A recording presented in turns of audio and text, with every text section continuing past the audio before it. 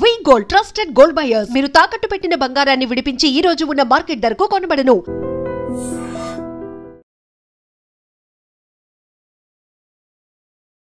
Hi hello నమస్తే, welcome back to our channel. నేను మీ Vaishu.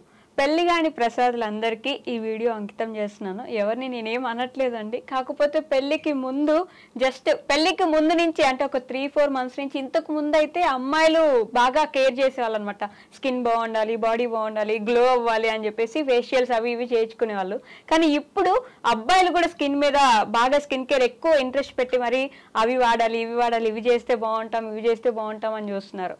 Apart from that అంటే పెళ్ళి వద్దురా బాబు అనే వాళ్ళు కాకుండా పెళ్లి కావాలి అనుకునే వాళ్ళు మాత్రం ఇవి ఖచ్చితంగా పట్టించుకుంటున్నారు. కాబట్టి వాళ్ళకి ఎలాంటి బ్యూటీ టిప్స్ అవసరం అనేది ఈ విషయం గురించి మాట్లాడడానికి ఈరోజు బ్యూటీ సీక్రెట్స్ లో నాతో పాటు కాస్మెటిక్ సర్జన్ వర్ణిక గారు మేడం తో మాట్లాడదాం. Hello ma'am. హలో. సో పెళ్ళి అవ్వాలంటే ఇంతకు ముందు ఆడవాళ్ళకి బాగా ఇంట్రెస్ట్ ఉండేది, అందంగా తయారైపోవాలి అంటే ఆబ్వియస్లీ తప్పే లేదు, ఎందుకంటే అది ఆవిడ ఈవెంట్, ఆవిడే ఆ రోజు ఫంక్షన్ కి క్వీన్ కాబట్టి సో అప్పుడు బాగా కనిపించాలని చెప్పేసి అందంగా తయారయ్యేవాళ్ళు. ఈ మధ్య ట్రెండ్ కొంచెం ఇటు తిప్పినట్టున్నారు. స్కిన్ కేర్ మీద పెళ్లి అయిన తర్వాత పెళ్లికి ముందు నార్మల్ గానే అబ్బాయిలు మరి ఇంట్రెస్ట్ చూపిస్తున్నారు. ఇంతకు ముందు షాంపూ ఉంటే అదే మొహానికి, బాడీకి, నెత్తికి రాసుకునే వాళ్ళు.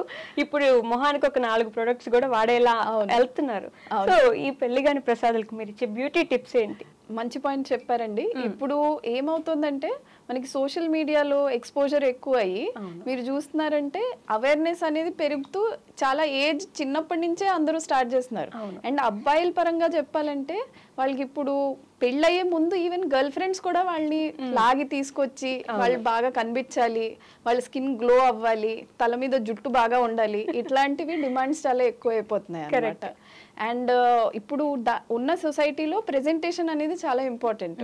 అంటే ఒకళ్ళని మనం చూస్తున్నాము అంటే ఫస్ట్ ఇంప్రెషన్ ఎట్లా పడుతుంది, దాని మూలంచి వాళ్ళకి ఎట్లా జాబ్స్ వస్తున్నాయి, పెళ్లి ఆఫర్స్ ఎట్లా వస్తున్నాయి, ఇవన్నీ కూడా ఇంపార్టెంట్ అవుతుంది కనుక ఈవెన్ అబ్బాయిలు కూడా చాలా ఎక్కువ అమ్మాయిలతో పోటీ పడుతున్నట్టు ఇలాంటి ట్రీట్మెంట్స్ అన్ని చాలా చేయించుకుంటున్నారు. అవును.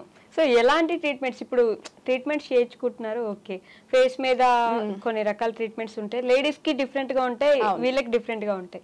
సో ఫేస్ గ్లో అవుతూ ఎప్పుడు ఏజ్ అయినట్టు కనిపించకుండా ఉండాలంటే what they can do? So అబ్బాయిలకి ఫస్ట్ ఆఫ్ ఆల్ మనం అర్థం చేసుకోవాల్సింది ఏంటంటే స్కిన్ అనేది కాస్త టఫ్ గా ఉంటుంది. అమ్మాయిలది కాస్త సున్నితంగా, డెలికేట్ గా, సెన్సిటివ్ స్కిన్ ఉంటుంది. అబ్బాయిలది ఏంటంటే చాలా హార్డ్ స్కిన్ ఉంటుంది, at the same time very sensitive to sun అన్నమాట. సో చాలా మందికి డార్క్నెస్ అంటే సన్ కి వెళ్ళారు, ట్యానింగ్ ఎక్కువ అవుతుంది, so face colour, body colour వేరేగా ఉంటుంది, లేదంటే హ్యాండ్స్ కలర్, బాడీ కలర్ వేరేగా ఉంటుంది. ఇది నంబర్ 1 కన్సర్న్ ఉంటుంది అనమాట. సో ఇలాంటి వాళ్ళకి మేము సింపుల్ టిప్స్ ఏం చెప్తామంటే ఇంట్లో వీక్లీ వన్స్ ఎక్స్ఫోలియేట్ చేసుకోండి అండ్ ఎవ్రీడే సన్ స్క్రీన్ పెట్టుకోవాలి. ఇది కంపల్సరీ స్కిన్ రొటీన్. అండ్ చాలా మంది అసలు మాయిశ్చరైజర్ అనేది అంటేనే తెలుసుకోరు. మీరు చెప్పినట్టు ఒకసే సోప్ వాడి ఫేస్ కి, షాంపూకి, బాడీకి అలా వాడతారు. సో అలా కాకుండా బేసిక్ గా అట్లీస్ట్ ఒక 2-3 ఐటమ్స్ పెట్టుకోండి. అంటే మీకు ఫేస్ వాష్ ఒకటి ఉండాలి, సన్ స్క్రీన్ అనేది ఒకటి ఉండాలి, అండ్ మాయిశ్చరైజర్. ఈ 3 బేసిక్ కాంపోనెంట్స్ ఉంటే వాళ్ళకి స్కిన్ కేర్ కి చాలా అనమాట. అండ్ నౌ కమింగ్ టు మనకి ఇన్ క్లినిక్ ట్రీట్మెంట్స్ ఏమేమి చేయగలము అంటే వాళ్ళకి అట్లీస్ట్ మంత్లీ వన్స్ ఒక కైండ్ ఆఫ్ ఫేషియల్ చేయించుకుంటే మంచిది. సో ఐదర్ హైడ్రా ఫేషియల్స్ లాంటివేనా, లేదు అంటే మెడి ఫేషియల్స్ అయినా చేయించుకోవాలి, లేదు అంటే just basic any laser facial చేయించుకున్నా కానీ దట్ ఈస్ గుడ్. ఇప్పుడు ఎవరికైనా స్పెసిఫిక్ పిగ్మెంటేషన్ ప్రాబ్లం ఉంది అంటే అలాంటి వాళ్ళకి లేజర్స్ అనేవి చెప్తాం అన్నమాట. సో దాంతో కూడా మనకి స్కిన్ టెక్స్చర్ ఇంప్రూవ్మెంట్ అనేది బాగా ఉంటుంది. ప్లస్ ఇవన్నీ కాకుండా ఏమైనా స్పెసిఫిక్ కన్సర్న్ ఉంది అంటే పెళ్ళికి ముందు వాళ్ళకి ఏమైనా స్పెసిఫిక్గా కావాలి, హెయిర్ బాగుండాలి, ఫేస్ బాగుండాలి అంటే అలాంటి వాళ్ళల్లో అప్పుడు వాళ్ళకి స్పెసిఫిక్ స్కిన్ కేర్కి ఎట్లా ఉందో దాన్ని బట్టి మేము చెప్తాము. సో దానికి ఇంకో స్పెషలైజ్డ్ లేజర్స్ అనేవి ఉంటాయి, లేదంటే ఫేస్లో కొన్ని ఇంజెక్షన్స్ లాంటివి ఉంటాయి. ఇవి కూడా ఇప్పుడు మెయిన్కి కామన్ అయిపోతుంది. ఓకే, బేసిక్గా మనం అమ్మాయిలు ఎంత వాడినా అబ్బాయిలు అసలు ఏమి వాడకపోయినా బయట అసలు ఈ ఏమంటారు ఇదైతే ఖచ్చితంగా డిఫరెన్షియేషన్ చేస్తూనే ఉంటారు, అబ్బాయిలే బాగుంటారు ఏం వాడకపోయినా అనేది. ఎందుకని వాళ్ళ టెక్స్చర్ అలా ఉంటుంది? సో ఇప్పుడు చూడండి అది హార్మోన్ రిలేటెడ్. ఇప్పుడు మనకి ఫీమేల్స్ కి మీరు నిజంగా చెప్పారంటే ఇంటర్నెట్ లో ఒకటి కోట్ ఉంటుంది దట్ ఒక ఫీమేల్ మైండ్ అంటే ఒక 100 ట్యాబ్స్ ఓపెన్ చేసినట్టు. సో మన బాడీ కూడా అలానే, మన బాడీలో నంబర్ ఆఫ్ హార్మోన్స్ కూడా చాలా ఎక్కువ ఉంటాయి. సో మనకి ఎట్లా ఉంటుంది అంటే ఇప్పుడు చూడండి పీరియడ్ వచ్చినప్పుడు ఒకలాగా ఉంటుంది మన స్కిన్, పీరియడ్ అయిపోయాక 1 వీక్ కి ఒకలాగా ఉంటుంది, అది అయిపోయాక మళ్ళీ ఇంకొక 1 వీక్ కి ఒకలాగా ఉంటుంది. సో అలాంటప్పుడు ఏంటంటే మన skin is always changing. So ఇప్పుడు మీరు ఒక పీరియడ్ ఆఫ్ టైమ్ లో ఫుడ్ తిన్నారంటే మీ స్కిన్ కి బ్రేక్అవుట్ కావచ్చు, అదే ఫుడ్ మీరు ఇంకో తర్వాత తిన్నారంటే ఏం కాకపోవచ్చు. సో హార్మోన్ రిలేటెడ్ బాడీ కనుక మనకి ఇన్ని చేంజెస్ వస్తాయి. మేల్స్ కి ఏంటంటే నంబర్ ఆఫ్ హార్మోన్స్ కూడా తక్కువ ఉంటాయి, అండ్ దెన్ వాళ్ళకి ఇట్లా సైక్లికల్ చేంజెస్ అనేవి ఉండవు. వాళ్ళకి ఇట్లా పీరియడ్స్ లాగా లేదు అంటే ఈ హార్మోన్ రిలేటెడ్, ఇప్పుడు చూడండి మనకి పీరియడ్స్ కాకుండా మనకి ఎట్లా ప్రెగ్నెన్సీ తర్వాత మెనోపాజ్, ఇట్లా చాలా స్టేజెస్ ఉంటాయి లైఫ్ లో. వాళ్ళకి అలా కాకుండా they have a very stable metabolism కనుక వాళ్ళకి స్కిన్ కూడా అంత ఎక్కువ చేంజ్ అవ్వదు.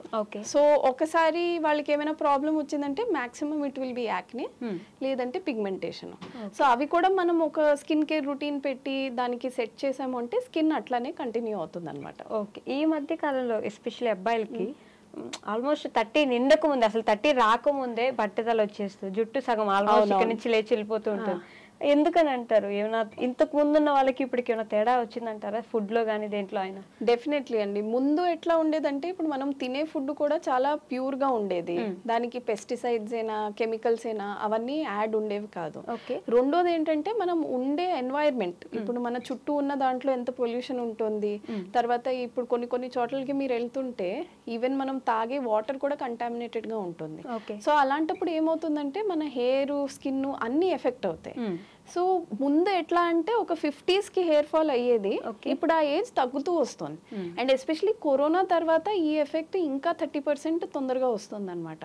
మీరు చూసుంటే 2020 ముందు కూడా అంత ఎక్కువ హెయిర్ ఫాల్ ఉండేది కాదు, 2020 తర్వాత చాలా మందికి ఒక 30-40% ఇంక్రీజ్ అయినట్టు చూపిస్తున్నారు అనమాట. సో ముందు 50s లో వచ్చే ఇలా బాల్డ్నెస్ ఇప్పుడు 20s 30s లో కూడా వచ్చేస్తుంది అందరికి.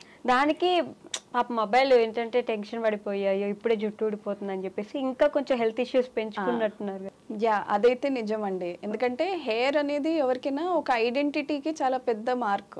సో హెయిర్ పోతుందంటే దానికే చాలా ఎక్కువ టెన్షన్ పడతారు.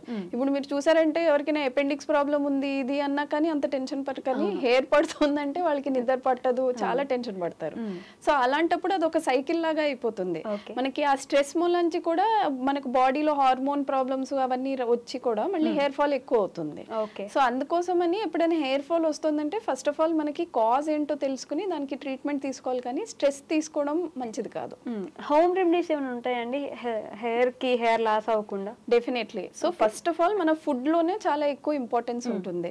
ఇప్పుడు మనం జంక్ ఫుడ్ తినకుండా ఇంట్లో తినే ఫుడ్ లో మంచి ఫైబర్ డయట్, మంచి ప్రోటీన్ డయట్ తీసుకున్నాము అంటే దాంతో కూడా మన హెయిర్ చాలా షైనీగా మంచిగా గ్రో అవుతుంది.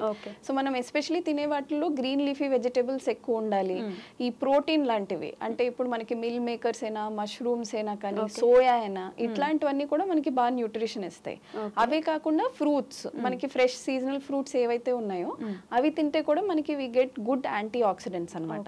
అది కాకుండా మనకి ఇంటిలో at least weekly once or twice hair oiling అనేది చేసుకోవాలి. So 15 minutes before head bath మనం హెయిర్ ఆయిలింగ్ చేసుకోవాలి. నాట్ ఓవర్ నైట్ అంతా పెట్టుకోవడం అది మంచిది కాదు. ఒక 15-20 minutes బిఫోర్ మనకి హెడ్ బాత్ కి నార్మల్ ఆయిల్ అయినా, లేదు అంటే మనకి ఏదైనా నార్మల్ కోకోనట్ ఆయిల్లో ఇప్పుడు శీకాకాయ పెట్టుకోవచ్చు, లేదు అంటే నీమ్ పెట్టుకోవచ్చు. ఇలాంటివి బాయిల్ చేసి మనం ఇంట్లోనే ప్రిపేర్ చేసుకోవచ్చు. సో ఈ ఆయిల్స్ కూడా హెయిర్ గ్రోత్ కి మంచిగా హెల్ప్ చేస్తాయి.